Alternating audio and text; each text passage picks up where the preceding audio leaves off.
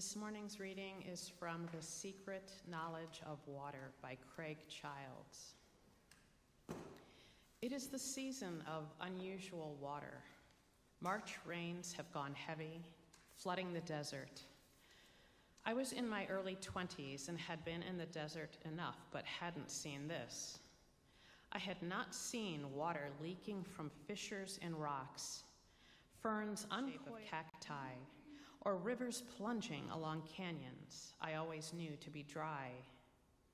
In the desert, water in any amount is a tincture, so holy that it will burn through your heart when you see it. To see it erupting from the ground was impossible. On this cross-country journey, I slept beside a flash flood at the mouth of a slot canyon in Utah. The next morning, I climbed into the canyon where the last of the flood's earnest red water coursed along the floor. I dipped my hand to gather the flood water, then brought my hand back up. I put the thick water to my lips, and it stung with the sour taste of dead animals and fresh mud. There are two easy ways to die in the desert: thirst or drowning. This place is stained with such ironies, a tension set between the need to find water and the need to get away from it.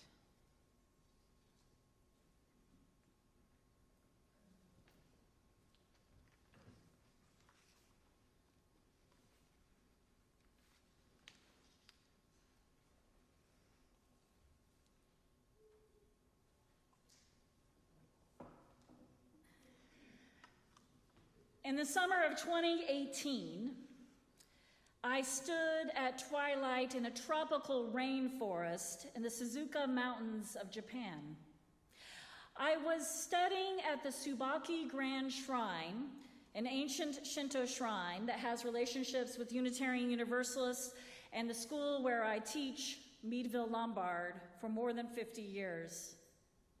I had only arrived a couple of hours before for what was to be a nearly 3-week stay. But before I had even set down my luggage, the priest invited me to participate in an ancient purification ritual, Misagi, with a group visiting from Tokyo.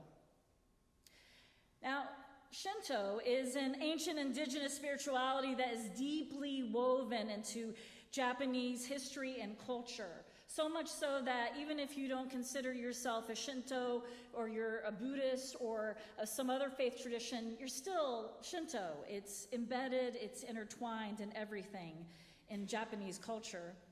Shinto then is more than a religion. That's a Western term that's been applied to try to categorize and manage what Shinto is. One way of trying to get your mind around it is to think of Shinto as a way of thinking about and moving through the world. It's tied to the cycle of the seasons, and it is part of, pays special attention to the growth cycle of rice. Shinto scholar Matsuri Naraga describes kami, the divine beings that Shinto shrines are established around, and worship or honor is one way to think of it. He describes the kami as anything that can inspire in us a sense of wonder and awe, manifestations of the divine. Anything that can inspire us a sense of wonder and awe is what's considered divine in Shinto.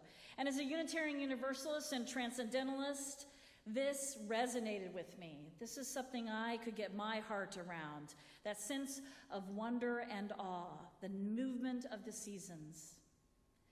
Shinto shrines are sacred places where people have experienced these divine beings, and they've erected buildings to worship and to honor the divine beings.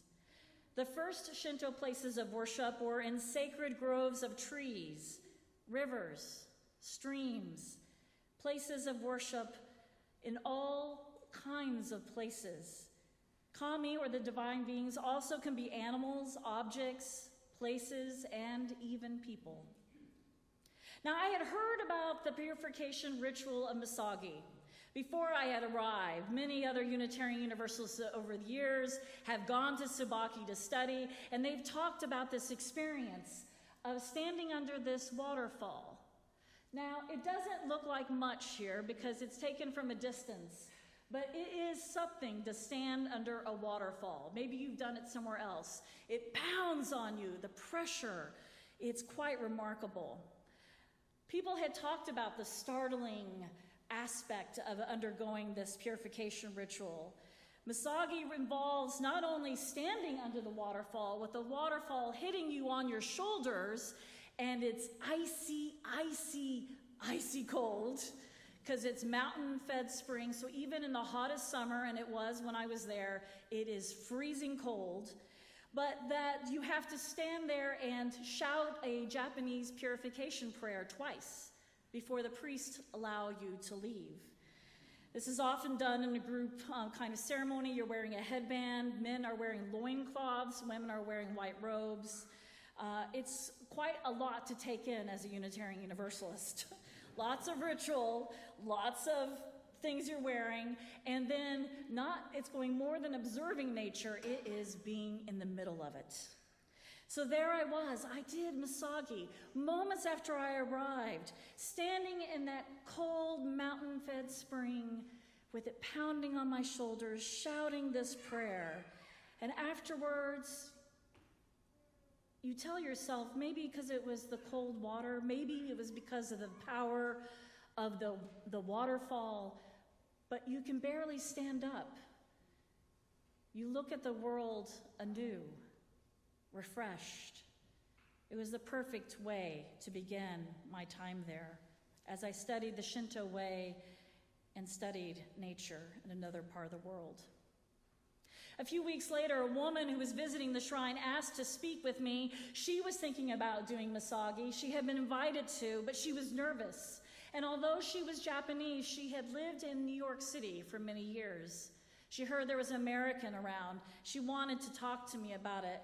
And so I explained to her what it felt like to do Misagi, to stand in this clear spring mountain water, rushing down from that high peak behind us. Yes, cold. Yes, difficult to stand beneath. Yes, to feel it pounding your shoulders.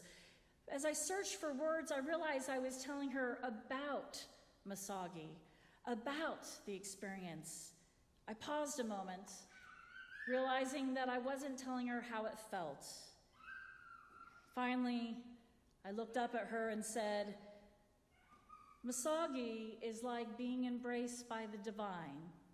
The waterfall itself is a divine being for the Shinto, and so to stand under the waterfall is to be embraced by the divine being. It felt like I was being embraced by the gods. She smiled, and we went and did Misagi together. Water is sacred in so many religions around the globe. It has a religious significance, often around cleansing or purification, but not all. For Unitarian Universalists, many of us take part in a ritual every fall called water communion. I know it's one that you do here in this congregation. You did it in September. No? Yes. I thought so. And so it's something that spread over the years. It came out of the women's movement in the 1980s and now is a beloved tradition, not only in Unitarian Universalists in North America, but when I was in the Czech Republic recently, I attended water communion in Prague in the Czech-speaking congregation there. Water is also a part of sometimes of child dedications. Some of our congregations do baptism. Water nourishes the gardens that surround this church, the meditative backdrop for worship and faith formation. Water has a mystic quality to it. It makes life possible. It nourishes us and joins us to the interdependent web of life. Our bodies are partly comprised of water. Water for drinking, water cleansing, holy water, sacred water. It has a spiritual component, but water can also be dangerous.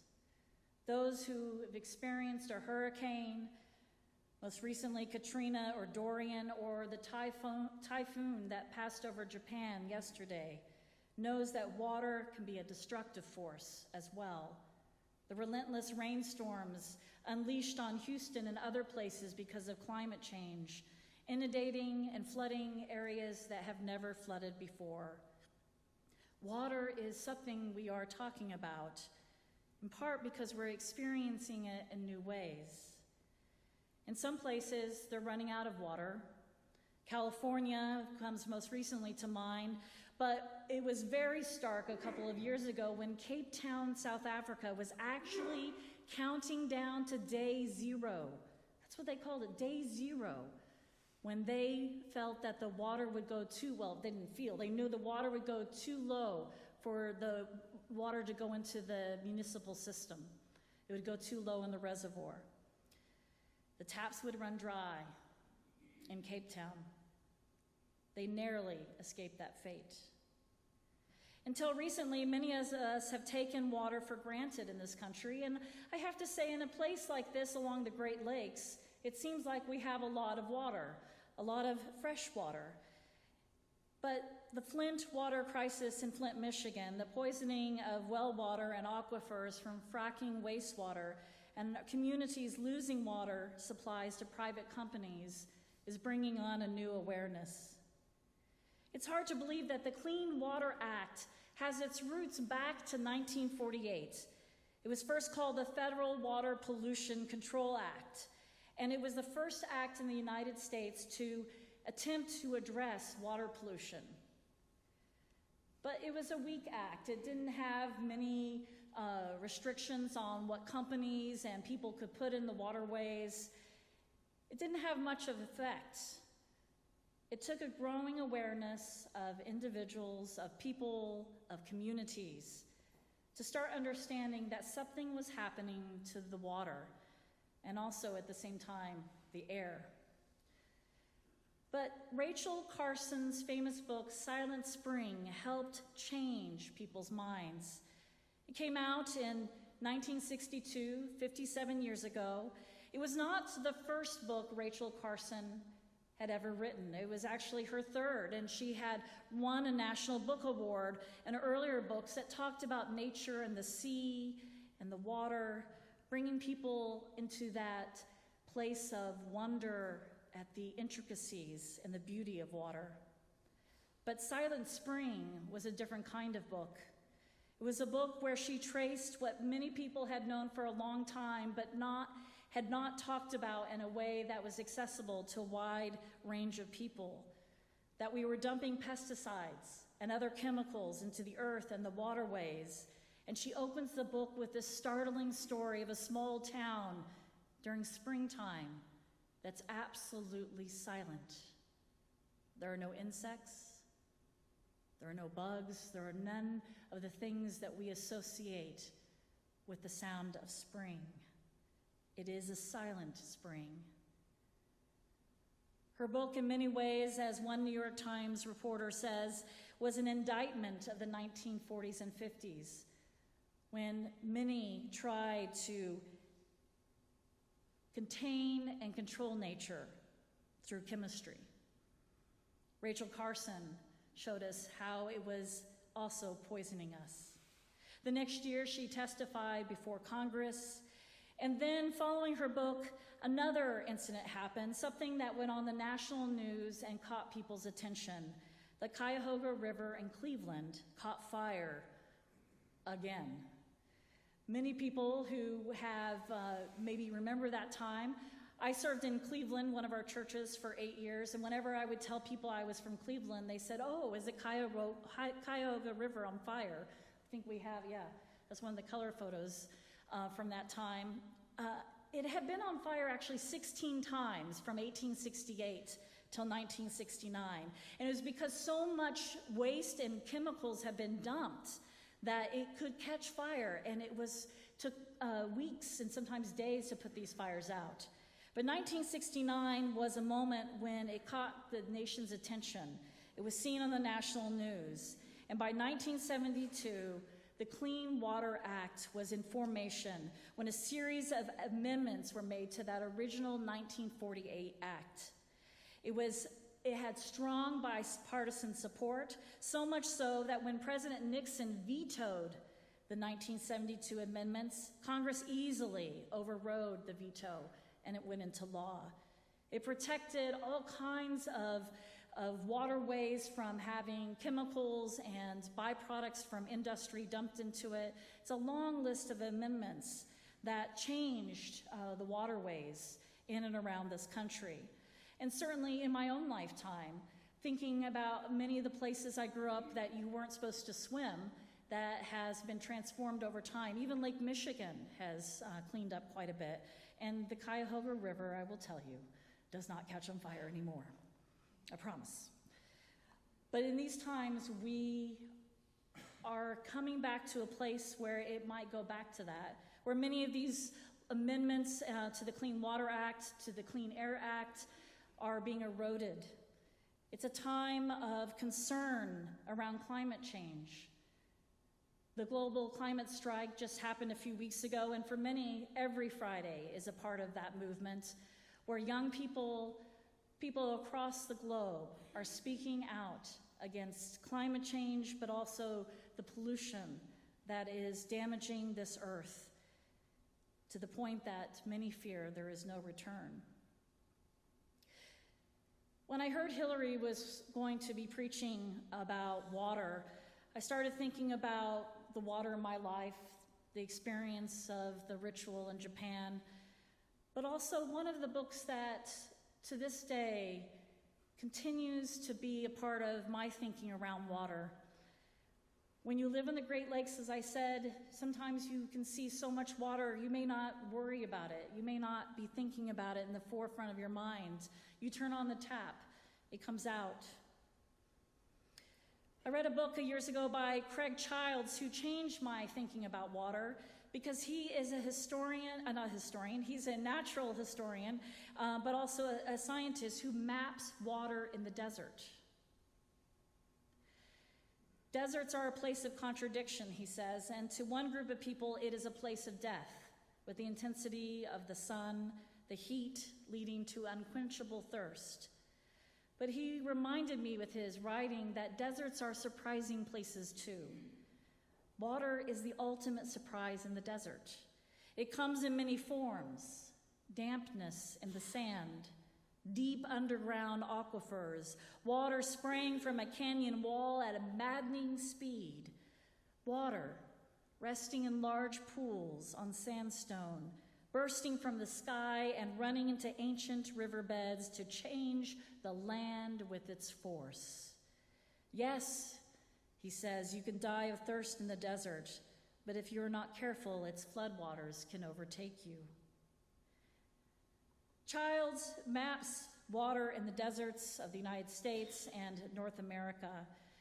He looks at old maps from explorers, recordings of native tradition and wisdom. He uses his senses, his eyes, his ears, taste and smell to discover the scant signs of water in the desert. He's followed bees for miles to a beehive suspended over a hidden pool of water. He's seen entire rivers appear from the sides of cliffs or water bubble up in the darkness of night from beneath the sand to form a small creek where fish suddenly rise out of the mud and disappear at daybreak. Childs writes of the depths of the desert. Humans are absent here, he said, because they die. The edge of the desert is inherent in the desert, potential harm folded beneath the edges of the landscape. Perhaps, though, this is what enhances its wonders. Childs tells one story of a desert trip where he took with his friend Tom. Sometimes Tom would come along because it could be lonely out in the desert, and they were going to explore the land of the Great Basin Desert. For days, he and Tom found no water. They baked in the sun, oppressed by the heat. They, experts, began to worry that they would not have enough water. At times, Childs left his friend in the shade, continuing to explore the sandstone tables. They were looking for water pockets among the rock and the stone, something that Childs had seen mentioned in documents reaching back hundreds of years in folk wisdom and native wisdom, passed down through the generations. But he had never seen the pockets of sandstone with the water. It was said that these pockets would last for seasons and some for thousands of years. And on this side trip, on this one night, just as dusk was fully gathering, he crosses over the cliff and looks down and sees suddenly water-filled pockets. He wrote, "They look like fallen pieces of sky, so delicious that dry seeds would split open just to know their presence. Each sat in the open as if lounging, unaware of the desert surrounding it, mocking the sun. I counted 20. They were sizable rainwater depressions, some of the largest pockets I'd ever seen in sandstone, but ones I had not seen altogether, one after another after another. Childs walks past the pool, feeling so luxurious that he doesn't even have to bend at the first one to take a drink. His friend Tom joins him, sheds his clothes, enters the water, and finds that tiny shrimp, ancient inhabitants, swim around them. Walking further across the sandstone table rock, Childs crouches at the edge and gasps. For below him are 100 more water pockets across the land in the depths of the desert. Later, swimming in yet another pool in the desert, Childs turns to his friend and says, "You know, it's been years. I knew it would be here. I have looked long enough, and I thought if I had looked long enough, I would find it. I've been trying for years. Years." The wonder and the awe of finding so much water in the desert.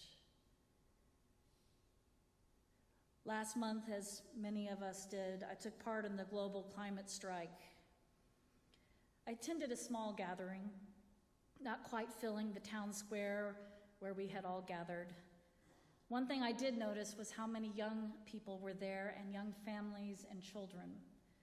There were speeches, there was a march, and there were many recycled cardboard homemade signs. One of the cardboard signs that caught my attention was a part of a quote from the environmental activist Greta Thunberg, 16-year-old young woman from Sweden. The sign said, "When we start to act, hope is everywhere." When we start to act, hope is everywhere. It struck me, those words, in that moment. I had heard her say it in a speech. I had seen it written out, but in that moment, in that place, it dawned on me how that's a reversal of how we often see in movies or read in novels, even in some popular spirituality. We usually see people urging one another to have hope first. Hope, and you can keep going. Hope, and you'll be able to act. Just hope. But Greta has changed it for us, flipped it, urging us to act now and hope would come. And also dawned on me that Greta's full quote could not fit on that cardboard sign, and so I went back to find it. And there it was. She said, "So instead of looking for hope, look for action. Then the hope will come." By its nature, a desert or a waterfall are not necessarily wholly on their own. And it's not necessarily the idea of the right piece of nature or the right place. Holiness, as one scholar has said, has never been predetermined result of topography. It's a habit of being. It's what we bring to a place, what we bring to nature, and in this case, what we bring to water. Place can influence and shape us, but it is what we bring and how we bring it that cultivates change and growth. It allows us to be open to the sacredness and the beauty of place. And so on this Sunday, I wonder what it would look like if we treated water differently in our spiritual lives. I already know this is a congregation committed to trying to reduce your footprint on the earth, the solar panels that are working, the nature that's all around us, using native plants. But what would it look like if we treated water differently and in our spiritual lives, if we saw once again its sacred nature, if we're open to that, open to the detail, called back to wonder, called back to awe, as if we find hundreds of pockets of water in the desert, called to act again, to bring hope. Blessed be, and amen.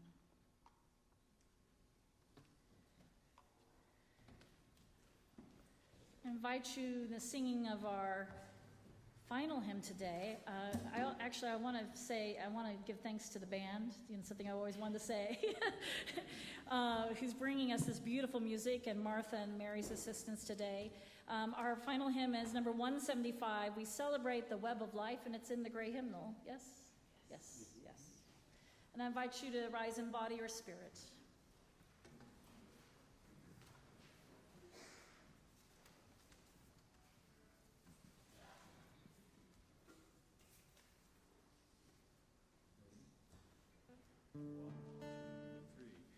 We celebrate the web of life, its magnitude we sing, for we can see divinity in every living thing, a fragment of the perfect whole in cactus and in quail, as much in tiny barnacle as in the great blue whale.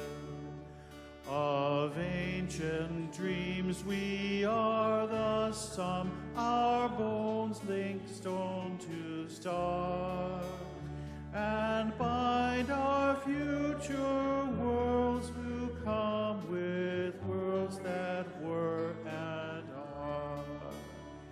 Respect the water, land, and air which give all creatures birth. Protect the lives of all that share the beauty of the earth. Amen to that. And so in this moment, we extinguish the light of the chalice, but we carry forth the love, the light of our living tradition in our beings. Before we leave this place, let us take a moment to recognize the light in one another. Please turn to your neighbors and share the spirit of kinship and covenant by sharing a warm greeting and saying, I share the light with you. And let us go from this place in love and peace.